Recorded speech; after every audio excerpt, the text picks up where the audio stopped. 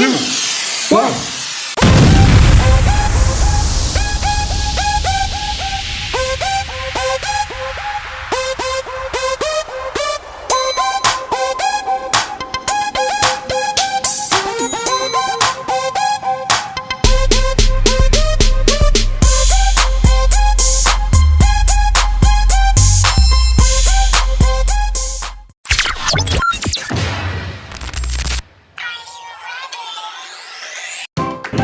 Nah, Assalamualaikum warahmatullahi wabarakatuh. Selamat pagi. Pada kesempatan kali ini saya akan menjelaskan sedikit materi tentang peradaban Islam pada masa Daulah Mughal, yaitu kejayaan di tanah India. Dalam presentasi ini saya akan membahas bagaimana dinasti Mughal berkembang menjadi salah satu kerajaan Islam terbesar di India, faktor-faktor yang membawa kejayaan, penyebab kemundurannya, serta warisan sejarah yang masih dapat kita saksikan hingga saat ini.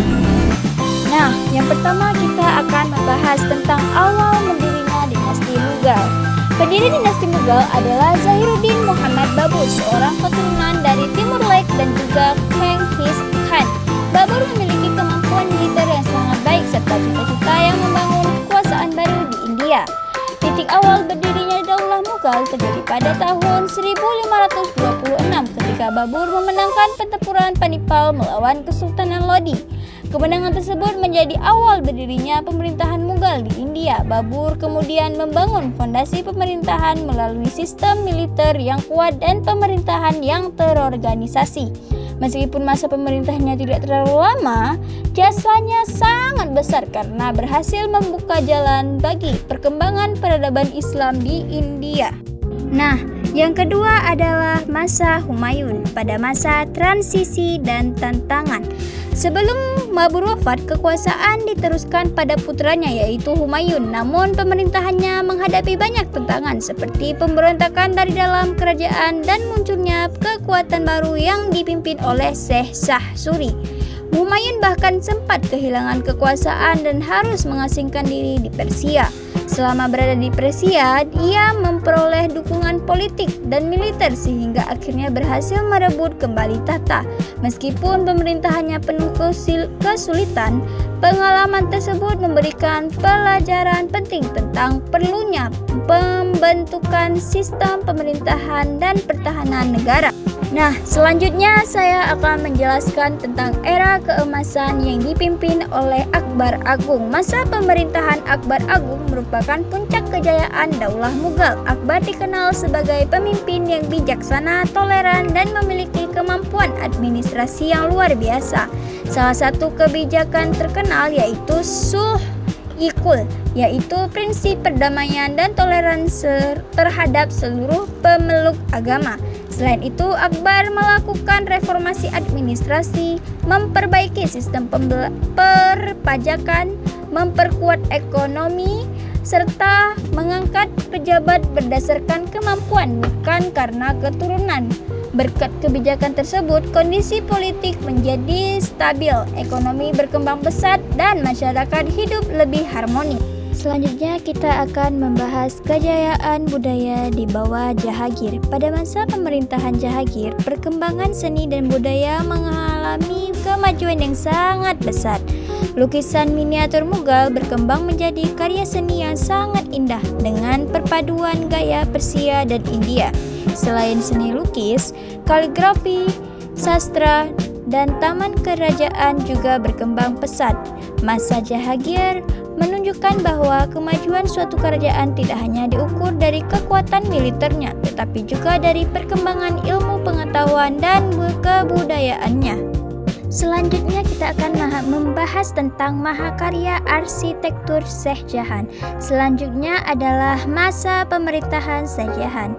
Beliau dikenal sebagai raja yang sangat mencintai seni arsitektur. Peninggalannya yang paling terkenal adalah Taj Mahal yang dibangun sebagai makam bagi istrinya, Mumtaz Mahal. Selain Taj Mahal, Syekh Jahan juga membangun berbagai istana, benteng, masjid, dan taman yang memiliki keindahan luar biasa. Bangunan-bangunan tersebut menjadi simbol kemajuan teknologi, seni, dan arsitektur istana yang hingga kini masih dikagumi dunia. Selanjutnya kita akan membahas tentang Aurangzeb, kekuatan dan titik balik suatu kerajaan. Setelah Shah Jahan, pemerintah diteruskan oleh Aurangzeb. Pada masa ini, wilayah Mughal mencapai luas terbesar sepanjang sejarahnya. Namun Aurangzeb menerapkan kebijakan yang lebih konservatif dibanding pendahulunya. Banyak peperangan dilakukan untuk memperluas wilayah sehingga biaya militer meningkat sangat besar. Di sisi lain, muncul berbagai pemberontakan dari daerah-daerah yang merasa tidak puas terhadap kebijakan pemerintah. Hal tersebut menjadi awal melemahnya stabilitas Daulah Mughal. Selanjutnya kita akan membahas tentang kemunduran dan disintegrasi. Setelah wafatnya Aurangzeb, kondisi kerajaan semakin melemah. Terjadi konflik berebutan kekuasaan di dalam istana, ekonomi mengalami penurunan, dan pemerintahan pusat kehilangan kendali atas berbagai wilayah.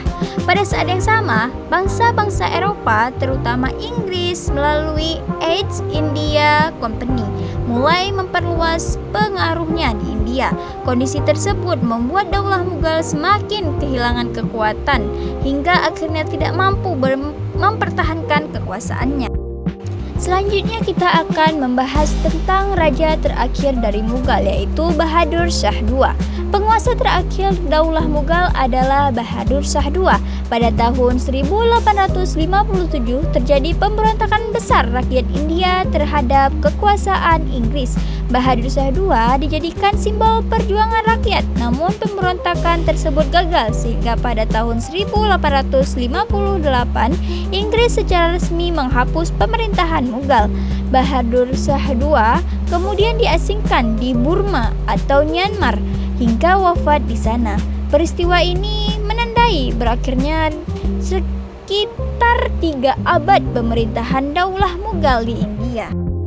Selanjutnya kita akan membahas yang terakhir, yaitu warisan yang abadi. Walaupun Daulah Mughal telah berakhir, warisan yang masih sangat terasa hingga sekarang. Yang pertama, dalam bidang arsitektur seperti Taj Mahal yang menjadi salah satu keajaiban dunia. Kedua, dalam bidang seni dan budaya, yaitu perpaduan budaya Persia dan India yang memengaruhi sastra, musik, lukisan, serta kaligrafi. Ketiga, dalam bidang kepemimpinan, kita dapat belajar bahwa toleransi, pemerintahan yang adil, administrasi yang baik, dan kebijakan yang bijaksana merupakan faktor penting bagi kemajuan suatu negara. Sebaliknya, konflik internal, kebijakan yang tidak tepat, dan lemahnya persatuan dapat menjadi penyebab kemunduran suatu pemerintahan.